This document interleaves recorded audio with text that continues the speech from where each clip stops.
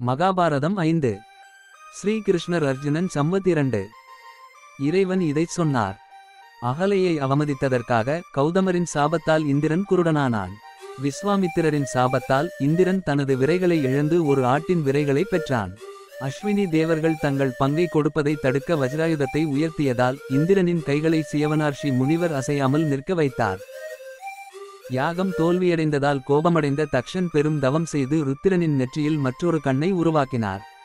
திரிபுரத்தை அழிக்க தீட்சை எடுத்த ருத்ரனை சுக்ராச்சாரியார் சோதித்தார். அவர் அவரது தலைமுடியை கிழித்து கொல்ல முயன்றார். ஆனால் அவற்றிலிருந்து பிறந்த பாம்புகள் காரணமாக ருத்ரனின் தொண்டை நீலமாக மாறியது. முந்தைய சுயமாக இருந்த மன்வந்தரத்தில் நாராயணன் அவருக்கு நீல நிற தொண்டையையும் கொடுத்தார். அமிர்தப்பட்டியின் காலத்தில் அங்கிரச பிருகஸ்பதி விரைவைச் செய்தபோது அவர் விரைவைச் செய்த நீர் தூய்மையானதாக இல்லை. அப்போது பிருகஸ்பதி கோபமடைந்து நான் துறவு செய்ததால் நான் சுத்திகரிக்கப்படவில்லை, அசுத்தமானேன். இனிமேல் மீன், முதலைகள், ஆமைகள் போன்ற விலங்குகளால் நீங்கள் மாசுபடுவீர்கள் என்றார். அன்றிலிருந்து அனைத்து நீரும் நீர்வாழ் உயிரினங்களுடன் சிக்கலானதாக மாறியது. பிரபஞ்சத்தின் வடிவத்தில் இருந்த துவஷ்டாவின் மகன் தேவர்களுக்கு ஒரு பூசாரியாக இருந்தார். அவர் தேவர்களுக்கு நேரடியாகவும் அசுரர்களுக்கு மறைமுகமாகவும் ஒரு பங்கை கொடுத்து வந்தார். இந்த விஷயத்தில் ஹிரண்யகசிபுவும் மற்ற அசுரர்களும் விஸ்வரூபனின் தாயான ஸ்வஸ்ருவிடம் வந்து, ஓ அம்மா, விஸ்வரூபனும் 3 தலைகளும் கொண்ட உங்கள் மகன் துவஷ்டர் தேவர்களுக்கு ஒரு பூசாரி, நேரடியாகவும் மறைமுகமாகவும் ஒரு பங்கை கொடுக்கிறார். இதிலிருந்து தேவர்கள் பெருகி வருகிறார்கள், நாங்கள் குறைந்து வருகிறோம். அவரை அழைத்து எங்களை நோக்கி வரச் செய்யுங்கள். ஒரு முறை விஸ்வரூபர் நந்தனனிடம் வந்தபோது அவரது தாயார், மகனே, ஏன் மற்ற கூட்டத்தினரை பெருக்கி உன் மைத்துனரின் கூட்டத்தினரை அழித்து விடுகிறாய்? இதைச் செய்யாதே என்று கேட்டார். தனது தாயின் சொல்லை மீறக்கூடாது என்று நினைத்த விஸ்வரூபர் ஹிரண்யகசிபுவிடம் வந்தார். ஹிரண்யகசிபுவின் மகனான வசிஷ்டர் முனிவரால் ஹிரண்யகசிபு மீது சாபம் விடப்பட்டது. நீ வேறொரு கணவனை தேர்ந்தெடுத்ததால் உன் யாகம் நிறைவேறாமல் போகட்டும். ஒரு அரிய மிருகத்தால் நீ கொல்லப்படுவாய் என்று வசிஷ்டர் சபித்தார். அந்த சாபத்தை பெற்ற ஹிரண்யகசிபுவும் அவ்வாறே கொல்லப்பட்டார். எனவே தனது தாயின் குடும்பத்தை பெருக்க விஸ்வரூபர் கடுமையான தவம் செய்தார். இந்திரன் தனது சபதத்தை மீற அப்சரஸ் பெண்களை நியமித்தார். அவர்களைக் கண்டு அமைதியற்ற துவஷ்டிரன் அவர்கள் மீது ஆர்வம் கொண்டான். அவர் வலிமையானவர் என்பதை அறிந்த அப்சரஸ் பெண்கள், நாங்கள் செல்வோம் என்றனர். அவர், நீ எங்கே போவாய்? என்னுடன் இரு, அது உனக்கு நல்லது ஆகட்டும் என்றார். அவர், நாங்கள் தேவர்கள், இந்திரன் எங்கள் வரம், அவர்தான் எங்களுக்கு தேவை என்றார். பின்னர் விஸ்வரூபர், இன்று சேந்திர தேவர்கள் மறைந்து விடுவார்கள் என்று மந்திரங்களை உச்சரித்தார். அந்த மந்திரங்களுடன் திரிஷிர் வளர்ந்தார். அனைத்து உலகங்களிலும் கர்மத்விஜர் நெருப்பால் பலியிடப்பட்ட சோமத்தை அருந்திக் கொண்டிருந்தார். அவர் ஒரு வாயால் அரிசியை சாப்பிட்டு கொண்டிருந்தார். அவர் மற்றொரு வாயால் சேந்திர தேவர்களை சாப்பிட்டு கொண்டிருந்தார். பின்னர் சோமபானத்தில் திருப்தி அடைந்த இந்திரன் அவர் செழித்து வருவதைக் கண்டு தேவர்களுடன் சேர்ந்து கவலைப்பட்டார். அந்த தேவர்கள் இந்திரனுடன் சேர்ந்து பிரம்மனிடம் வந்தனர். அனைத்து யாகங்களிலும் பலியிடப்படும் சோமத்தை பிரபஞ்சம் குடிக்கிறது, எங்களுக்கு எந்த பங்கும் இல்லை. அசுரர்களின் கட்சி செழித்து வருகிறது, நாங்கள் அழிந்து கொண்டிருக்கிறோம். எனவே இனிமேல் நாம் எவ்வாறு செழிப்பாக இருக்க முடியும் என்பதை எங்களுக்கு காட்டுங்கள். பிரம்மா அவர்களுக்கு இவ்வாறு பதிலளித்தார். பார்கவ தாதிச்சி முனிவர் தவம் செய்கிறார். அவரை தனது உடலை தியாகம் செய்து அவரது எலும்புகளிலிருந்து ஒரு வஜ்ராயுதத்தை உருவாக்குங்கள். ஸ்ரீகிருஷ்ணர் அர்ஜுனன் சம்வாத் 3. பின்னர் தேவர்கள் ததிச்சி முனிவர் தவம் செய்து கொண்டிருந்த இடத்திற்கு வந்தனர். இந்திரன் மற்றும் பிற தேவர்கள் அவரை அணுகி, வணக்கத்திற்குரிய ஐயா, உங்கள் தவம் நன்றாக நடக்கிறதா? அதில் ஏதேனும் தீங்கு உள்ளதா என்று பணிவுடன் கேட்டார்கள். அதற்கு தாதிச்சி, நீங்கள் வந்தது நல்லது. நான் என்ன செய்ய வேண்டும் என்று சொல்லுங்கள். உங்கள் விருப்பப்படி நான் செயல்படுவேன் என்றார். பின்னர், உலக நன்மைக்காக நான் என் உடலை துறக்க வேண்டும் என்றார்கள். அந்த தாதிச்சிக்கு மகிழ்ச்சி மற்றும் துக்க விஷயங்களில் மனதில் எந்த தொந்தரவும் இல்லாமல் சமமாகச் செயல்பட்ட ஒரு சிறந்த யோகியாக இருந்ததால் தனது ஆன்மாவை சமாதியில் வைத்து தனது உடலை தியாகம் செய்தார். அவரது பரம ஆன்மா உடலை விட்டு வெளியேறியபோது பிரம்மா தனது எலும்புகளை சேகரித்து ஒரு இடியை செய்தார். அந்த ஊடுருவ முடியாத மற்றும் கண்ணுக்கு தெரியாத இடி விஷ்ணுவை சுமந்தது. அதை கொண்டு இந்திரன் விஸ்வரூபனை கொன்றார். அவர் அவரது தலைகளை வெட்டினார். இதன் பிறகு இந்திரன் விஸ்வரூபனின் உடலை கடைந்து பிரம்மாவால் உருவாக்கப்பட்ட எதிரியான விருத்ராசுரனை கொன்றார். இவ்வாறு 2 வழிகளில் பிரம்மாவின் கொலைக்கு பயந்து இந்திரன் தேவர்களின் ராஜ்யத்தை கைவிட்டான். அவன் மனதில் குளிர்ந்த தாமரை வேரை சேர்ந்தான். அங்கே தன் தெய்வீக மகிமையுடன் தாமரை வேரின் உள் இழைக்குள் நுழைந்தான். இதனால் பிரம்மாவின் கொலைக்கு பயந்து 3 உலகங்களின் அதிபதியான இந்திரன் மறைந்து உலகத்தை ஒரு எஜமானன் இல்லாமல் விட்டுவிட்டான். தேவர்களும் இணைந்தனர். மேலும் பெரிய முனிவர்களின் மந்திரங்களும் இணைந்தன. உள்ளுணர்வுகள் மறைந்துவிட்டன. ராட்சசர்கள் எழுந்தனர். வேதங்கள் தொலைந்தன. இந்திரன் இல்லாமல் பலவீனமான உலகங்களின் மீது யாரும் எளிதாக விழ முடியும். பின்னர் தேவர்களும் முனிவர்களும் ஆயுஷ்சனின் மகனான நகுஷனை தேவர்களின் ராஜ்ஜியத்தில் அபிஷேகம் செய்தனர். நகுஷன் சொர்க்கத்தை ஆட்சி செய்து தனது நெற்றியில் எரியும் 500 தீபங்களால் அனைத்து தீபங்களையும் மங்கச் செய்தார். பின்னர் அனைவரும் தங்கள் இயல்பான நிலையை மீட்டு ஆரோக்கியமாகவும் மகிழ்ச்சியாகவும் ஆனார்கள். பின்னர் நகுஷன், இந்திரன் அனுபவித்து வந்த அனைத்து இன்பங்களும் என்னுடையதாகிவிட்டன. ஆனால் எனக்கு சசிதேவி மட்டும் கிடைக்கவில்லை என்று நினைத்து அவளிடம் சென்று, ஐயோ அதிர்ஷ்டசாலி, நான் தேவர்களுக்கு இந்திரனாக இருப்பேன், எனக்கு சேவை செய் என்றான். பின்னர் சச்சி, நீ இயல்பிலேயே மத பக்தர், சோம வம்சத்தில் பிறந்தவன், எனவே நீ உன் மனைவியின் மீது உன்னை கட்டாயப்படுத்த கூடாது என்றான். பின்னர் நகுஷன், நான் இப்போது இந்திரனின் நிலையில் இருக்கிறேன். எனவே இந்திர ராஜ்ஜியத்தில் உள்ள அனைத்து பெரிய விஷயங்களும் என்னுடையவை, இதில் எந்த தவறும் இல்லை. நீ இந்திரனின் நுகர்ச்சிக்கு பாத்திரமானவன் இல்லையா என்று சொன்னாள். பின்னர் அவள், நான் செய்யும் ஒரு சபதம் இன்னும் நிறைவேறவில்லை, அது முடிந்த சில நாட்களில் நான் உங்களிடம் வருவேன் என்று சொன்னாள். நகுஷன் அவன் பின்வாங்கினான். பின்னர் சச்சி வருத்தமடைந்து தன் கணவரின் தரிசனத்தை நாடி நகுஷனுக்கு பயந்து பிருகஸ்பதியிடம் வந்தாள். அவள் மிகவும் துயரத்தில் இருப்பதைக் கண்டு அவள் தியானத்தில் அர்ப்பணிப்புடன் இருப்பதாகவும் தன் கணவனின் விவகாரங்களில் ஆர்வமாக இருப்பதாகவும் அவர் நினைத்து, இந்த விரதத்துடன் நீ தவத்துடன் சேர்ந்து அருள் பெற்ற உபஸ்ருதியை வேண்டிக்கொள், அப்போது அவள் உனக்கு இந்திரனின் தரிசனத்தை அளிப்பாள் என்றார். ஸ்ரீகிருஷ்ணர் அர்ஜுன சம்வாத் 4. சச்சி தேவி மிகுந்த உற்சாகத்துடன் மந்திரங்களால் ஆசீர்வதிக்கப்பட்ட தெய்வமான உபஸ்ருதியை அழைத்தாள். உபஸ்ருதி சச்சியை அணுகி, நீ என்னை அழைத்தபடி நான் இங்கே இருக்கிறேன், நான் என்ன செய்ய வேண்டும் என்று கேட்டாள். சச்சி தலை குனிந்து, ஓ தேவி, தயவு செய்து என் கணவரை எனக்கு காட்டு, நீ உண்மையான வடிவமும் பொய் வடிவமும் இல்லையா என்று பிரார்த்தனை செய்தாள். பின்னர் தனது மனைவியை ஒரு பள்ளத்தில் பார்த்த இந்திரன், ஐயோ, எனக்கு இன்னொரு துக்கம் ஏற்பட்டிருக்க வேண்டும், அவள் என்னை கண்டுபிடித்திருக்க கூடாது, என்னை தேடி இங்கு வந்திருக்கிறாள் என்று நினைத்தான். அவன் அவளிடம், உன் நிலை எப்படி இருக்கிறது? அவள், நகுஷன் என்னை தன் மனைவியாக அழைத்திருக்கிறான், நான் ஒரு கால அவகாசம் கேட்டிருக்கிறேன் என்றாள். அதற்கு இந்திரன் சென்று நகுஷனிடம் சொன்னான், முனிவர்கள் சுமந்து செல்லும் அபூர்வாயனரால் என்னை அழைத்துச் செல்லுங்கள், இதுவரை நான் பல பெரிய வாகனங்களில் பயணித்திருக்கிறேன், நீ வேறு ஒரு வாகனத்தில் என்னிடம் வர வேண்டும். இதை சொல்லிவிட்டு அவள் மகிழ்ச்சியுடன் வெளியேறினாள். இந்திரன் மீண்டும் தாமரையுடன் சேர்ந்தான். பின்னர் நகுஷன் இந்திராணியிடம் வந்து, நீ சொன்ன காலம் முடிந்துவிட்டது என்றான். இந்திரன் சொன்னதை அவள் சொல்ல, நகுஷன் முனிவர்கள் சுமந்து வந்த வாகனத்தில் ஏறி சச்சியிடம் சென்றான். பின்னர் மைத்ரவருணி மற்றும் கும்பயோனியின் மனைவியான அகஸ்யர் நகுஷன் முனிவர்களை அவமதிப்பதைக் கண்டு தனது கால்களால் தொட்ட நகுஷனை, ஓ பாவி, செயலின்மைக்கு அடிமையானவனே, பூமியில் விழு, மலைகள் இருக்கும் வரை ஒரு பாம்பாக இரு என்று சபித்தார். பின்னர் நகுஷன் முனிவர் பேசியபடி அந்த பயணத்திலிருந்து கீழே உருண்டார். அதன் பிறகு 3 உலகங்களும் மீண்டும் இந்திரனை இழந்தன. பின்னர் தேவர்களும் முனிவர்களும் இந்திரனை அடைய விஷ்ணுவிடம் சரணடைந்து, ஓ ஆண்டவரே, பிரம்மாவை கொன்றவரால் நிராகரிக்கப்பட்ட இந்திரனை காப்பாற்றுங்கள் என்று பிரார்த்தனை செய்தனர். பின்னர் வரம் பெற்ற இறைவன், இந்திரன் அஸ்வமேத யாகம் செய்யட்டும், அதன் மூலம் அவன் தன் இடத்தை அடைவான் என்றார். இந்திரனை காணாத தேவர்களும் முனிவர்களும், ஓ பாக்கியவானே, இந்திரனை அழைத்து வா என்றனர். சச்சி அதே ஏரிக்கு திரும்பியதும் இந்திரன் அங்கிருந்து எழுந்து பிருகஸ்பதியிடம் வந்தான். பிருகஸ்பதி இந்திரனுக்காக அஸ்வமேத மகாக்கிரதத்தை ஏற்பாடு செய்தார். அந்த கிரதுவிற்காக கிருஷ்ணரின் நிறத்தில் ஒரு குதிரையை உருவாக்கி அந்த குதிரையில் ஏறி தேவர்களின் தலைவனான இந்திரனை தன் இதத்திற்கு வரச் செய்தார்.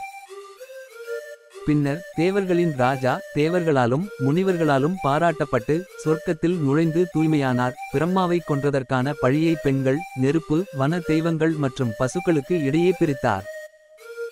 இவ்வாறு பிரம்மாவின் மகிமையின் அதிகரித்த செல்வாக்கால் இந்திரன் எதிரியை கொன்று தனது இடத்திற்கு திரும்பினான்.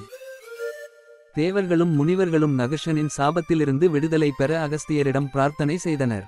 நகுஷனின் குலத்தில் பிறந்த செல்வந்தரும் நீதிமானுமான மன்னன் யுதிஷ்டிரன் அவர்களின் கேள்விகளுக்கு பதிலளித்தால் பீமனும் நகுஷனும் விடுதலை பெறுவார்கள் என்று அகஸ்தியர் பதிலளித்தார். ஸ்ரீகிருஷ்ணர் அர்ஜுனன் சம்வத் 5. கடந்த காலத்தில் பரத்வாஜ மகரிஷி வான கங்கைக்கு வந்து தானம் செய்ததாகவும் பகவான் கூறினார். அங்கு முழு உலகத்தையும் 3 படிகளில் அளந்த விஷ்ணு வந்தார். பரத்வாஜர் தனது கையால் தண்ணீரில் நனைத்து அவரது மார்பில் ஒரு அடையாளத்தை ஏற்படுத்தினார். பைகு மகரிஷியின் சாபத்தால் நெருப்பு சர்வவல்லமையாக மாறியது. அதிதி தேவர்களுக்கு உணவை வழங்கினார். அவர்கள் அதை சாப்பிட்டால் அவர்கள் அசுரர்களை வெல்வார்கள் என்று அவள் நம்பினாள். விரதத்தின் முடிவில் புத்தர் அங்கு வந்து தானம் கேட்டார். ஆதிதி அவருக்கு தானம் வழங்கவில்லை. மற்றவர்கள் அல்ல, தேவர்கள் முதலில் அதை சாப்பிட வேண்டும் என்று கூறினார். தனக்கு தானம் இல்லை என்று அவள் சொன்னபோது பிராமணரான புத்தர் கோபமடைந்து அதிதியின் வயிற்றில் வலியை ஏற்படுத்தினார். அந்தணர் என்ற விவஸ்வந்தனும் அடுத்த பிறவியில் அதிதியின் வயிற்றில் கொல்லப்படட்டும். அவர் சபித்தார். அவரது தாய் அதிதியின் வயிற்றில் முட்டை அழிக்கப்பட்டது. இறந்த முட்டையிலிருந்து விவஸ்வந்தன் பிறந்ததால் அவர் தியாக கடவுளான மார்த்தாண்டரானார். தக்ஷ பிரஜாபதிக்கு 60 மகள்கள் இருந்தனர். அவர்களில் 13 பேரை காஷ்யபருக்கும் 10 பேரை தர்மனுக்கும் 10 பேரை மனுவுக்கும் 27 பேரை சந்திரனுக்கும் கொடுத்தார். சமமாக இருந்த அவர்கள் அனைவரும் நட்சத்திரங்கள் என்று அழைக்கப்பட்டனர். அவர்களில் சந்திரன் ரோகிணியின் மீது அதிக அன்பை வளர்த்து கொண்டார். மற்ற மனைவிகள் பொறாமைப்பட்டு தங்கள் தந்தையிடம் சென்று, ஓ ஆண்டவரே, நாம் அனைவரும் சக்தியில் சமமாக இருந்தாலும் சந்திரன் ரோகிணியின் மீது அதிக அன்பை கொண்டுள்ளார் என்று கூறினார்கள். அவர் சந்திரனை காசநோயால் தாக்கும்படி சபித்தார். அந்த சாபத்தால் சந்திரன் நோய்வாய்ப்பட்டார். எனவே அவர் தக்ஷனிடம் சென்றார். அவர், நீ சமமாக இல்லாததால் தான் என்று பதிலளித்தார். அங்கிருந்த முனிவர்கள் அவரிடம், மேற்கு கடலுக்குச் சென்று ஹிரண்ய சரஷ்டிராவில் நீராடுங்கள் என்று சொன்னார்கள். அதன்படி அவர் அங்கு சென்று ஹிரண்ய சரஷ்டிராவில் நீராடினார். தக்ஷனின் சாபத்திலிருந்து விடுபட்டார். சந்திரன் அங்கு நிலையை அடைந்ததிலிருந்து அந்த நிலை பிரபாசா என்ற பெயரில் பிரபலமானது. அந்த சாபத்தின் காரணமாக இப்போதும் கிருஷ்ண பட்சத்தில் அமாவாசை வரை சந்திரன் தேய்ந்து போகிறது. சுக்ஷ பட்சத்தில் அது முழு நிலவு வரை வளர்கிறது. அதன் உடல் ஒரு மேகத்தால் மூடப்பட்டிருப்பது போல் தெரிகிறது.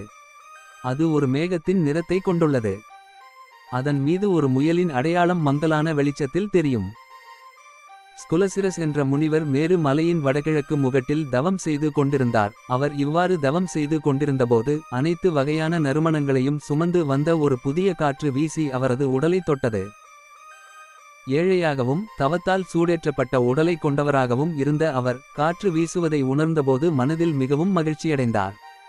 இவ்வாறு அவர் காற்றில் திருப்தி அடைந்தவுடன் அங்கிருந்த செடிகள் பூத்து அழகாக மாறி அவற்றை சபித்து, நீங்கள் ஒருபோதும் பூக்கக்கூடாது என்று கூறினார். மீண்டும் நாராயணன் உலக நன்மைக்காக வடவமுகன் என்ற முனிவராக ஆனார்.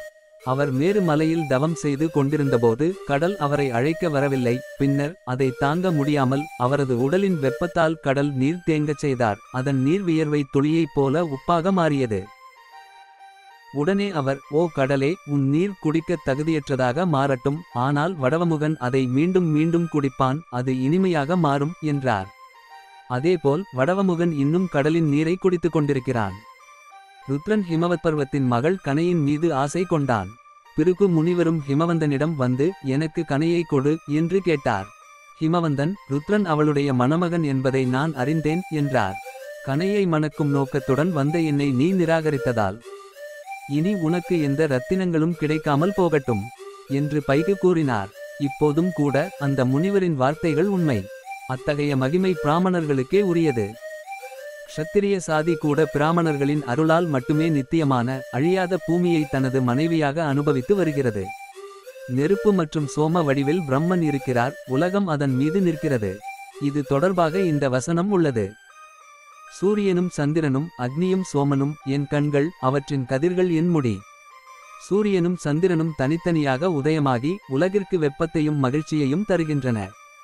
ஸ்ரீகிருஷ்ணர் அர்ஜுனன் சம்வாத் 6.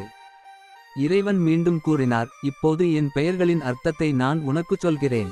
ஒருமுகப்பட்ட மனதுடன் கேள். ஏனென்றால் நான் உலகத்தை மகிழ்ச்சியாகவும் ஆக்குகிறேன். சந்திரனும் சூரியனும் மகிழ்ச்சியை ஏற்படுத்துகிறார்கள். பாண்டு மற்றும் அக்னிசோமரால் செய்யப்படும் இந்த செயல்களால் நான் ருஷிகேஷ் என்று அழைக்கப்படுகிறேன். உலகத்தை நேசிக்கும் மற்றும் வரம் தரும் கடவுள். இதோ புதா போன்ற மந்திரங்களால் அழைக்கப்படும்போது நான் என்னில் ஒரு பகுதியாக இருப்பதாலும் என் நிறமும் பல வண்ணங்களை கொண்டிருப்பதாலும் நான் ஹரி என்று அழைக்கப்படுகிறேன். விலங்குகளின் சாராம்சம் தங்குமிடம் மற்றும் சடங்கு இரண்டும் ஆகும். எனவே விப்ரர் என்னை விததாமா என்று அழைக்கிறார். முன்பு பார்வையில் இருந்து மறைக்கப்பட்டிருந்த நிலத்தை அவ்விதம் நான் எடுத்துக்கொண்டேன். அதில் குகை கௌ அடங்கும். எனவே தேவர்கள் என்னை கோவிந்தா என்று அழைத்தனர். நெருப்பு இல்லாத ஒரு விலங்கு ஷிஷி என்று அழைக்கப்படுகிறது. நான் அதில் நுழைந்ததால் நான் ஷிஷி என்று அழைக்கப்படுகிறேன். ஒரு மனதான மனப்பான்மையுடன் கூடிய யாசக முனிவர் ஷிஷி என்ற பெயரால் பல யாகங்களுக்கு என்னை அழைத்துள்ளார். எனவே நான் ஷிஷி என்ற பெயரை அணிந்துள்ளேன். தாராள மனப்பான்மை கொண்ட யாசகர் என்னை ஷிஷி என்று புகழ்ந்து பாதாள உலகத்திற்குள் நுழைந்து கண்ணுக்கு தெரியாத நிறுத்தத்தை மீண்டும் பெற்றார். எல்லா விலங்குகளிலும் களத்தை அறிந்த நான் இதற்கு முன்பு பிறக்கவில்லை, இப்போது பிறக்கவில்லை, எதிர்காலத்தில் பிறக்கப் போவதில்லை. எனவே நான் அஜா என்று அழைக்கப்படுகிறேன். நான் ஒருபோதும் ஒரு சிறிய அல்லது ஆபாசமான வார்த்தையை பேசவில்லை. சத்தியத்தின் வடிவமான பிரம்மாவின் மகள் சரஸ்வதி தேவி என் குரல். நான் இறந்தவர்களையும் உயிரற்றவர்களையும் என்னுள் நுழைந்துவிட்டேன். எனவே தாமரை வடிவ பிரம்மலோகத்தில் உள்ள முனிவர்கள் என்னை சத்யா என்று அழைக்கிறார்கள். நான் ஒருபோதும் சாரத்திலிருந்து நழுவவில்லை என்பதை அறிந்து கொள்ளுங்கள். உண்மை என்னிடமிருந்து வந்தது. ஓ தனஞ்சயா, என்னுடைய இந்த அவதாரத்திலும் என் சாரமே முன்பு போலவே உள்ளது. சாரத்தின் காரணமாக நான் தூய்மையானவன், காமத்திலிருந்து விடுபட்டவன். சததந்திரத்தின் அறிவின் மூலம் எனது வடிவம் உறுதியானது. ஆகையால் நானே சாட்சி. நான் ஒரு அகன்ற கருப்பு இரும்பு கலப்பையின் நுனியாக பூமியை உழுகிறேன். என் நிறமும் கருப்பு. ஆகையால் நானே கிருஷ்ணன். பூமி நீரால் ஆனது, வானம் காற்றால் ஆனது, காற்று பிரகாசத்தால் ஆனது. இதிலிருந்து 5 கூறுகளையும் ஒன்றோடொன்று இணைக்க இயலாமை நீங்கியதால், அதாவது எனக்கு உயரும் திறன் இருப்பதால் எனக்கு வைகுந்தன் என்ற பெயர் வழங்கப்பட்டது. பூமியும் வானமும் உலகளாவியவை என்பது அனைவரும் அறிந்ததே அல்லவா? இரண்டையும் தாங்குபவன் நான் என்பதால் அதா பூமி, அக்ஷ ஆகாயம் ஜ இவற்றை தாங்குபவன் நான் என்பதால் நான் அதோக்ஷஜன் என்று அழைக்கப்படுகிறேன். வேதங்களின் அர்த்தத்தை பற்றி சிந்திக்கக்கூடிய வேத அறிஞர்கள் பிரக்வம்சத்தில் யாக மண்டபம் அமர்ந்து என் மகிமைகளை பாடுகிறார்கள். அதனால்தான் நான் அதோக்ஷஜன். என் அருளால் வாழ்க்கை சீரழிவில் விழாததால் வேறு சிலர் என்னை அதோக்ஷஜன் என்று அழைக்கிறார்கள். அதோக்ஷஜ என்ற சொல் பல்வேறு சொற்களுடன் அல சமன் அழிவு இடம், தோக்ஷம் இருப்பு நிலை, ஜ சமன் பிறந்த இடம் இணைக்கப்பட்டுள்ளது. மேலும் நாராயணன் மட்டுமே தோற்ற நிலைகளுக்கு இடம் என்பதால் நாராயணனை தவிர வேறு யாரும் அதோக்ஷஜம் இல்லை. ரிதர் நெருப்பு வடிவத்தில் இருக்கும் எனது அர்ச்சிசத்தையும் சுடர் எழுப்புகிறார். எனவே வேதங்களை அறிந்தவர்கள் என்னை ரிதர்ச்சி என்று அழைக்கிறார்கள். ஸ்ரீகிருஷ்ணர் அர்ஜுன சம்வத் 7. பரிசுத்தர் மேலும் கூறினார், உடலில் 3 கூறுகள் மட்டுமே உள்ளதா? அவை கர்மா என்று அழைக்கப்படுகின்றன. பித்தம், ஸ்ரேஷ்டா, வாயு இவை இந்த சங்கத்தை உருவாக்கும் 3 கூறுகள். இவை விலங்கை அணிவிப்பவை. இவை சிதைந்தால் விலங்கும் சிதைகிறது. எனவே ஆயுர்வேதத்தை அறிந்தவர்கள் என்னை திரிதாது என்று அழைக்கிறார்கள். ஓ பாரதா, உலகில் மிகவும் மதிக்கப்படும் மதம் விருஷ் என்று அழைக்கப்படுகிறது. வேத அகராதியில் விருஷ் மதம் என்று கூறப்படுகிறது. எனவே நான் சிறந்த விருஷ் என்பதை அறிந்து கொள்ளுங்கள். கபி என்றால் சிறந்த வராகன். மதம் விருஷ் என்று அழைக்கப்படுகிறது. எனவே காஷ்யப பிரஜாபதி என்னை விருஷகபி என்று அழைத்தார். சூரர்களில் யாருக்கும் எனது ஆரம்பம், நடுத்தரம் அல்லது முடிவு தெரியாது. எனவே உலகத்தின் ஆண்டவரான நான் அறிய முடியாதவன், புரிந்துகொள்ள முடியாதவன், எல்லையற்றவன் என்று அழைக்கப்படுகிறேன். ஓ தனஞ்சயா, நான் புனிதமான மற்றும் கேட்கக்கூடிய வார்த்தைகளை மட்டுமே கேட்கிறேன். நான் கெட்ட வார்த்தைகளை கேட்பதில்லை. அதனால்தான் நான் தூய கேட்பவன் என்று அழைக்கப்படுகிறேன். 100 முழம் கொண்ட பன்றியின் வடிவத்தில் நான் இந்த பூமியை தூக்கி உலகிற்கு மகிழ்ச்சியை கொண்டு வந்தேன். எனவே நான் ஒற்றை கொம்பு கொண்டவன். அதேபோல் ஒரு பன்றியின் வடிவத்தில் எனக்கு 3 தோள்கள் இருந்தன. நான் 3 கொம்புகள் கொண்டவன் என்று புகழ் பெற்றேன். கபில தரிசனவாதிகள் விரிஞ்சன் என்று அழைக்கும் பிரஜாபதி நான். அவர் உயிர் கொடுத்து அனைத்து உலகங்களையும் படைத்தார். கொள்கையை நிலைநாட்டிய சாங்கியர்கள் நான் அறிவால் நிறைந்த ஆதியில் இருக்கும் நித்திய நபர் என்று கூறுகிறார்கள்.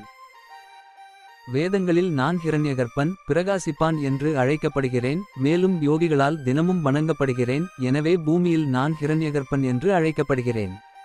நான் 21,000 ரிக்வங்களால் ஆன ரிக்வன் என்று அவர்கள் கூறுகிறார்கள். சாமவேதம் அதன் 1000 கிளைகள். வேதங்களால் கூறப்படுகிறது. விப்ரர் என்னைப் பற்றி ஆரண்யகத்தில் பாடுகிறார், என் பக்தர்கள் அரிதானவர்கள். 101 கிளைகளை கொண்ட யஜுர்வேதத்தில் கூட நான் போற்றப்படுகிறேன். அதர்வ வேதத்தை படித்த பிராமணர்கள் என்னை 5 கருத்து வேதம் செயல்களுடன் இணைந்தது என்று அழைக்கிறார்கள். வேதங்களில் உள்ள பிரிவுகள், கிளைகளில் உள்ள பாடல்கள் மற்றும் ஸ்வரங்களின் இணக்கம், இவை அனைத்தும் என்னால் உருவாக்கப்பட்டவை. ஓ பார்த்தா, வரங்களைப் பெற்ற ஹயக்ரீவர் அல்லவா வெளிப்படுபவர். வடக்கில் உள்ள உடலின் பிரிவு மற்றும் எழுத்துக்களின் பிரிவு, இதை அறிந்தவன் நான். பெரிய பாஞ்சாலர் வாமதேவருக்கு காட்டப்பட்ட வழியில் என்னை வணங்கினார். நித்திய மனிதரான எனது பிரசாதத்திலிருந்து வேதங்களின் பிரிவை பெற்றார்.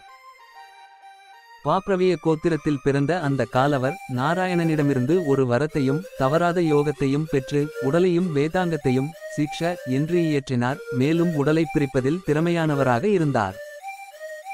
புண்டரீக குலத்தில் பிறந்த பிரம்மதத்தன் 7 பிறவிகளில் பிறப்பு மற்றும் இறப்பு துக்கங்களை மீண்டும் மீண்டும் சிந்தித்து தனிமையில் இருந்து யோக செல்வத்தை பெற்றான்.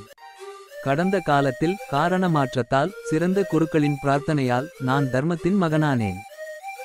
எனவே நான் தர்மஜன் என்று அழைக்கப்பட்டேன். பின்னர் நரநாராயணன் தர்மத்தின் தேரில் ஏறி காந்தமட மலையில் தீராத தவம் செய்தான். அந்த நேரத்தில் தக்ஷ யாகம் நடத்தப்பட்டது. ஓ பாரத, தக்ஷன் ருத்ரனுக்கு பங்கு கொடுக்கவில்லை. எனவே ததீட்சியின் வார்த்தைகளை கேட்ட ருத்ரர் யாகத்தை அழித்தார். கோபத்தில் அவர் தனது சுடர்விடும் திரிசூலத்தை பயன்படுத்தினார். அந்த ஈட்டி தக்ஷனின் பரந்த யாகத்தை எரித்து பதரிகாசிரமத்திற்கு விரைவாக வந்து நாராயணனின் தலையில் விழுந்தது. ஓ பார்த்தா, நாராயணனாக இருந்த என் கூந்தல் அதன் பிரகாசத்தால் காலை மகிமையின் நிறமாக மாறியது. எனவே அதை ஒரு காலை மகிமை என்று நினைத்தேன். அந்த ஈட்டி பெரிய நாராயணனின் கர்ஜனையால் விரட்டப்பட்டு சங்கரரின் கைகளுக்கு சென்றது. பின்னர் ருத்ரன் தவம் செய்து கொண்டிருந்த அந்த 2 முனிவர்களிடம் வந்தான். பின்னர் பெரிய நாராயணன் தனது கையால் அவரது கழுத்தை இறுக்கினான். அதிலிருந்து ருத்ரனுக்கு சிதிகண்டம் என்று பெயரிடப்பட்டது. பின்னர் நரர் ருத்ரனை அழிக்க ஒரு புல்லரிஷ் குச்சியை உருவாக்கினார். அது ஒரு பெரிய ஆணாக மாறியது. அவர் அதை எறிந்தபோது ருத்ரன் அதை துண்டு துண்டாக உடைத்தான். இதனால் அந்த குச்சி உடைந்ததால் நான் கந்தபரசு என்று அழைக்கப்பட்டேன்.